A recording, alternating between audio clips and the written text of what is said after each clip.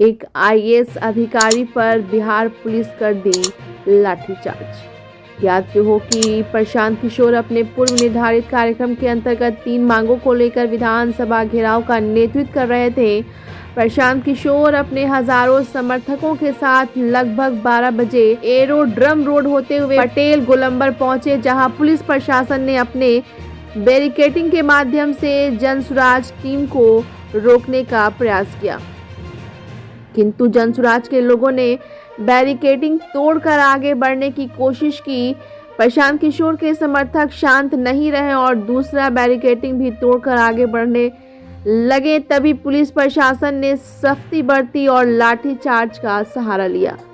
एक ओर जहां गर्मी से लोग परेशान थे, वहीं दूसरी ओर अपने जोश व खरोश के साथ अपने नेता के आह्वान पर पीछे न हटने का संकल्प ले रखा हो।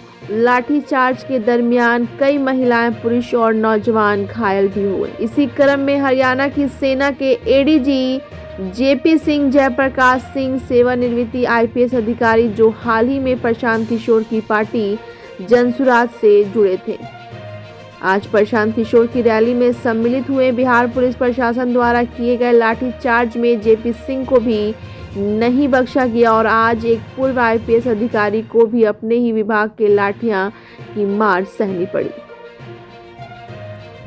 ब्यूरो रिपोर्ट, बिहार दर्शन। तो जैसा कि आप अभी देख रहे हैं कि मैं यहाँ शेखपुरा हाउस में आया हूँ और यहाँ जो प्रशांत किशोर जी का हेड ऑफिस है और यहाँ पर एक हमारे साथ जुड़े हैं जेपी सिंह जी, जो कि इनका पूरा नाम जयप्रकाश सिंह है और ये पूर्व आईपीएस अधिकारी रहे हैं और ये एडीजी रहे हैं। तो इनके अभी यहाँ पर जो प्रशांत किशोर का जो रैली निकली है, अभी आज प्रशासन का निकला विधानसभा घेराव करने के लिए, इसी क्रम में वहाँ जब पहुँचे गोलंबर के पास, हवाई अड्डे के आगे गोलंबर के पास, तो वहाँ पर में पुलिस ने काफ़ी बर्बरतापूर्वक अपना रवैया अपनाया और इसमें काफ़ी लोगों को लाठीचार्ज उन पर हुई, जिसमें कि जेपी सिंह भी घायल हुए और बहुत सारे लोगों का सर भी फटा, किसी को कोई बेहोश होकर गिर गया। गर्मी भी काफ़ी शिद्दत की थी, इसके बावजूद भी लोग अड़े रहे, डटे रहे। आइए इसी क्रम में हम बात करते हैं जेपी सिंह जी से। सर, सबसे पहले सब आपका स्वागत है हमारे बिहार दर्शन चैनल पर में। बहुत धन्यवाद और आपके माध्यम से आपके दर्शकों को भी मैं सादर प्रणाम करता हूँ। तो अभी जो सो आप वहाँ आपको भी देखा, काफ़ी आप एक्टिव रहे हैं वहाँ पर, जो प्रोसेशन यहाँ से गया और ख़ास करके बैरिकेडिंग को तोड़ करके आप लोग आगे बढ़े, फिर दूसरा बैरिकेडिंग को भी तोड़ कर प्रशांत जी फिर आगे बढ़े। हालांकि उससे ज़्यादा आगे नहीं बढ़ने दिया गया, पुलिस नहीं मिली। आप जब नहीं माना लोगों ने तो लाठीचार्ज वगैरह भी किया हल्की फुल्की, तो इसमें बहुत सारे लोगों को चोट वगैरह भी आई। क्या कहना चाहेंगे इस संबंध में? देखिए, पहली बात तो ये है कि जो प्रोसेशन था वो 15-20 हज़ार लोगों का प्रोसेशन, बहुत लंबी लाइन थी, शांतिपूर्ण तरीके से जा रहा था और उसमें लाठीचार्ज का कोई मतलब नहीं था। क्या प्रशांत किशोर जी को विधानसभा में जाकर अपना प्रतिवेदन देने का अधिकार नहीं है? तो क्यों रोकने की बात थी? उसमें रोका नहीं जाना चाहिए। सर, इसमें तो ये था ना कि यहाँ से आप लोगों को जाना था गर्दनी बाग, वहाँ मोड़ जहाँ पर हड़ताली प्लेस बनाया गया हड़ताल के लिए, वहाँ पर होकर के उसके बाद आप निकलते, तो रूट आपने चेंज कर दिया। एक बैक रूट चेंज करने का क्या मकसद हुआ? नहीं, जो रूट निर्धारित था, मतलब क्या रूट मिला था वो हमें नहीं मालूम, क्या रूट मिला था, लेकिन लोग तो चले प्रशांत जी के साथ और सबको यही था कि यही रूट मिला है। तो रूट की बात अगर नहीं होती, गलत रूट पे होते, तो वहाँ पर पुलिस बैरिकेडिंग करके क्यों खड़ी होती? तो वो तो पुलिस वहाँ पर ये तो बाद में चेंज हुआ, इसलिए पुलिस वहाँ पर बैरिकेडिंग। नहीं, इस पर मैं नहीं बता सकता आपको कि क्या रूट मिला था, क्योंकि मुझे जानकारी नहीं है। लेकिन हमारा नेता जिधर से चल रहा है तो पब्लिक तो उधर ही से चलेगी ना, सपोर्टर्स।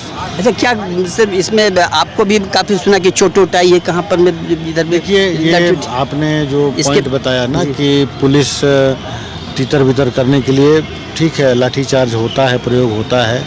हम भी अपने सर्विस के दौरान कई बार ऐसा किए हैं, बट उसमें गाइडिंग प्रिंसिपल ये होता है कि आप उतना ही बल प्रयोग करिए जितना डिस्पर्स करने के लिए ज़रूरी है, और ख्याल ये रखना ज़रूरी होता है कि आपका जो लाठी है, प्रहार है, ये कमर के नीचे में लगे, जिससे कि कोई आहत ना हो, कोई जान को खतरा ना हो। इस केस में क्या हुआ कि लाठी शुरू करते ही पुलिस ने सिर पे मारना शुरू कर दिया, जहाँ जिसको लगे वो मारना शुरू कर दिया। हमारे बगल में एक लड़का था, उसको सिर फट गया, उसका ब्लीडिंग होने लगा, खून गिरने लगा। मेरे पर भी, मैं भी प्रशांत जी के आसपास ही था, तो मेरे पर भी मारा उन्होंने, तो सिर पे ही था। लेकिन अब मैं थोड़ा पहले से आर्मी की भी ट्रेनिंग किया हूँ, पुलिस अफसर भी रहा हूँ। जी जी। तो जो बिना हथियार की लड़ाई होता है, अनआर्म्ड कम्बैट बोलते हैं। जी जी। अनआर्म्ड कम्बैट, अच्छा। तो वो मैंने किया हुआ था। तो वो तो रिफ्लेक्स एक्शन से हाथ मेरा ऊपर चला गया सिर पे। अच्छा। कोई प्लानिंग करके नहीं होता, आदमी जब ट्रेंड होता है तो उसी अनुसार चला जाता है। अच्छा। तो उसी में देखिए आप यहाँ पर, हाँ, काफी लाल लाल दिखाई दे रहा है यहाँ पर। यहाँ पे बहुत जोर से लाठी लगा जी। और उसके बाद फिर हम ऐसे किए, यहाँ पर जब चोट लगी ऐसे किए, तो इधर दो लाठी लगा है। अच्छा। हाँ, अभी हाँ, हमको थोड़ा ये भी यहाँ हाँ, लाल हो गया। हाँ, अभी मेरा पीठ में भी दर्द कर रहा है, मुझे लग रहा है कि कहीं हल्का पीठ में भी लगा होगा। स्वाभाविक है कि अब यहाँ पर जब लगी होगी चोट तो यहाँ इधर भी तो लगी होगी। इस तरह से भी जी। है, थोड़ा सा। तो इधर पैर में भी दर्द है। अच्छा अच्छा। तो क्या पता पैर में भी लगा हो, बहुत अफरा तफरी का माहौल था। जी जी। तो कहाँ लगा मालूम नहीं, बट मैंने संजोग अच्छा था कि सिर बच गया और यहाँ पे चोट लगा। प्रश्न ये नहीं है कि मैं एक पूर्व IPS अधिकारी हूँ या पूर्व सेना अधिकारी हूँ। प्रश्न ये है कि शांतिपूर्ण ढंग से लोग मार्च कर रहे थे, तो इस तरह से बर्बरतापूर्ण जो काम पुलिस ने किया है, इसकी जितनी भी भर्त्सना की जाए वो सारी कम। महिलाएं भी जो हैं वो गिर आप गिर ऐसे लाठी चला रहे हैं जैसे कि आप नक्सलवादियों से और आतंकवादियों से डील कर रहे हैं। किसी के पास कोई लाठी डंडा कुछ भी नहीं था। शांतिपूर्ण तरीके से इसी प्रदेश के हम लोग रहने वाले हैं, अपनी मांग को रखने के लिए सारे लोग मार्च कर रहे हैं, और आप इस तरह से आप ये तो पुलिस वाले फिर समझते नहीं है ना। ये तो जैसे मतलब आप अपने VRS ले लिया, आप यहाँ पर जब पार्टी से जुड़े हुए हैं, नेचुरली आप अभी तो उस पक्ष में ही बोलेंगे। लेकिन ये यहाँ पर जितना भी आते हैं, तो देखें अभी तक पुलिस ने, चाहे उत्तर प्रदेश की हो, चाहे यहाँ की बिहार की हो, और जगह, तो वो देखा कि वो बेधड़क लाठी चलाते हैं, और ये चाहे उसका सर फटे। देखिए ऐसा है कि कोई भी अधिकारियों का जो आदेश होगा कोई भी, हाँ, तो उसी पॉइंट पर मैं आ रहा हूँ कि अगर ऐसा आदेश किसी पदाधिकारी ने दिया है तो इस पूरे घटनाक्रम पर जांच होनी चाहिए, और उस पदाधिकारी को किसने आदेश दिया है, किस रूल और नियम के तहत आप किसी को सिर पे लाठी मारिएगा, क्योंकि सिर पे लाठी मारना जो है घातक हो सकता है, जानलेवा हो सकता है।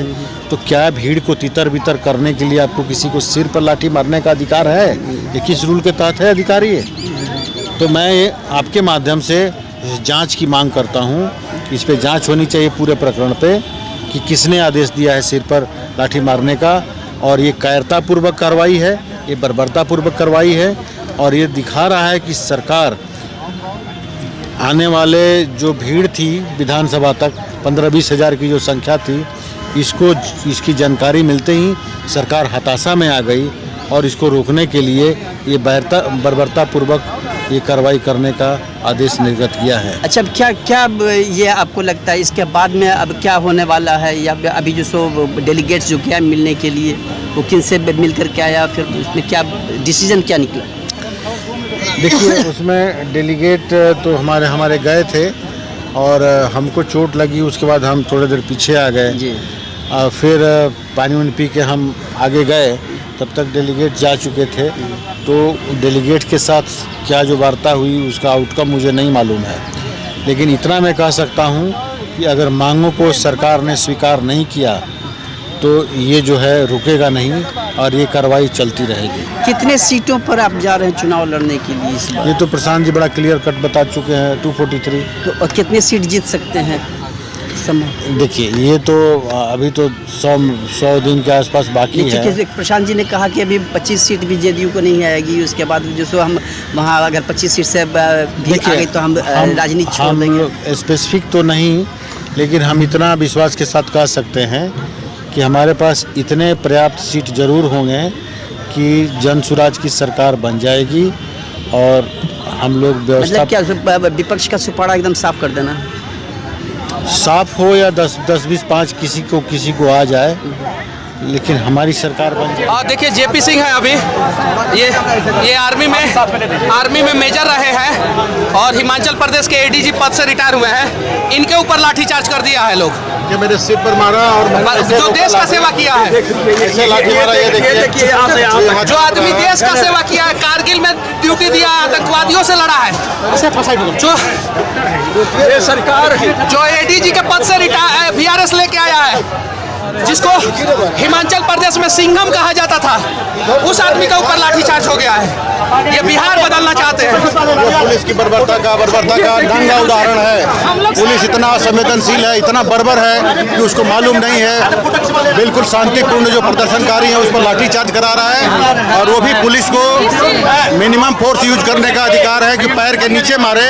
वो सिर पर मार रहे हैं, मेरे सिर पर मारा था, मैंने हाथ से रोका और इसलिए यहाँ पे चोट लगी। आप लोग देखिए ये लाठी का जो मेरे हाथ पे लाठी लगी। काला चिन्ह जो बता रहा है एडीजी साहब के ऊपर, इतने प्रतिभाशाली बिहार के बेटों के ऊपर लाठीचार्ज हो रहा है। परिचय थोड़ा सा दे दीजिए। मेरा नाम अविनाश प्रताप रूढ़ी हुआ जी, अच्छा। क्या कहना चाहेंगे आज के मतलब इन शॉर्ट अपना जो भी हुआ बहुत गलत हुआ। मतलब आगे क्या होना चाहिए? ऐसा नहीं होना चाहिए। वो तो ठीक है, ऐसा नहीं होना चाहिए। आपकी क्या प्रतिक्रिया होगी इसके बाद? हम लोग एकदम डटे हुए हैं, थोड़ा भी पीछे नहीं हटेंगे। मतलब डट कर संघर्ष हम लोग का जारी रहेगा। चलिए, तो अभी देखिए इसी प्रकार अभी जैसे यहाँ पर जैसा कि जेपी सिंह जी ने बताया और रूढ़ी साहब ने बताया कि यहाँ पर जो है इनका संघर्ष जारी रहेगा। आज का जो पुलिस की बर्बरतापूर्व ये हुआ व्यवहार हुआ, वो उसके लिए अभी मंथन चलेगा। इस पर क्या आगे कदम लिया जाएगा, ये प्रशांत किशोर की अध्यक्षता में अब निर्णय लिया जाएगा। इसी के साथ मैं खुर्शीद अनवर, बिहार दर्शन न्यूज़ से। हमारे चैनल को लाइक और सब्सक्राइब कीजिए। धन्यवाद।